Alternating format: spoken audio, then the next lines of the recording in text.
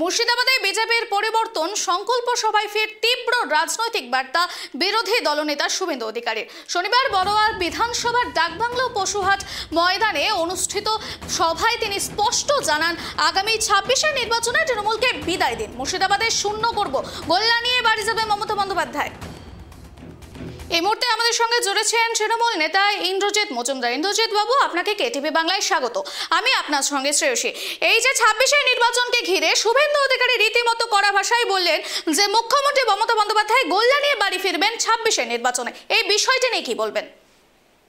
শুনুন, উনি যবে থেকে বিরোধী দলনেতা হয়েছেন তবে থেকেই ওনার যে বক্তব্য, সেই বক্তব্যের সঙ্গে বাস্তবের সঙ্গতে কোনো মিল নেই।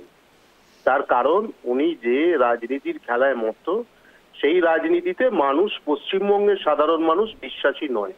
তার কারণ, তার রাজনীতি হলো হিন্দু মুসলমানকে ভাগ, প্রান্তিক মানুষকে ভাগ ও ভেঙে দেওয়ার ষড়যন্ত্র। সেই ষড়যন্ত্রে মানুষ পা দেবে না।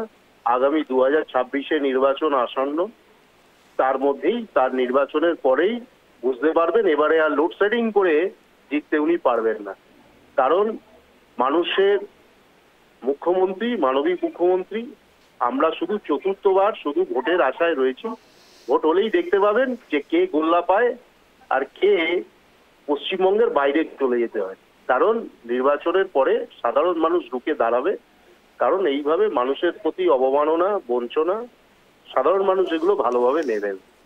সুতরাং এই বিরোধী দলনেতার বক্তব্যকে আমি মনে করি একজন সাধারণ পশ্চিমবঙ্গের নাগরিক হিসেবে তার যে বক্তব্য, এই বক্তব্যের সঙ্গে ১০০% সহমত নই।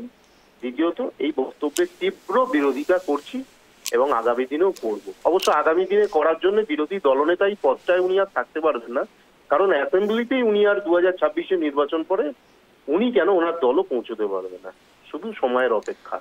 ধন্যবাদ ইন্দ্রজিৎ বাবু আপনাকে।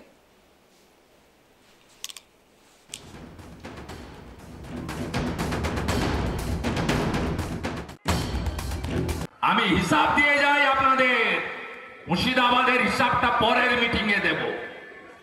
আমি আপনাকে বলে গেলাম ২২টা সিটে তৃণমূলকে আমি এখানে এনেছিলাম, ২৬-এ শূন্য করব, গোল্লা নিয়ে বাড়ি যাবে মমতা ব্যানার্জি।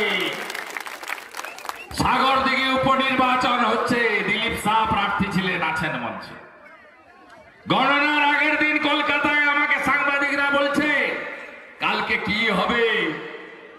আমি বললাম আমি গণৎকার নই, বলে গেলাম কে জিতবে জানি না, কিন্তু তৃণমূল জিতবে না সাগরদিঘিতে। বাইরন শেষ হয়ে গেছে, ছেড়ে দেন, জামানত চলে যাবে বাইরনে। পাল্টি খেয়েছে, মুকুল রায়ের মতো দশা হবে, ওগুলো নিয়ে ভাববেন না, ছেড়ে দেন আমাদের উপরে।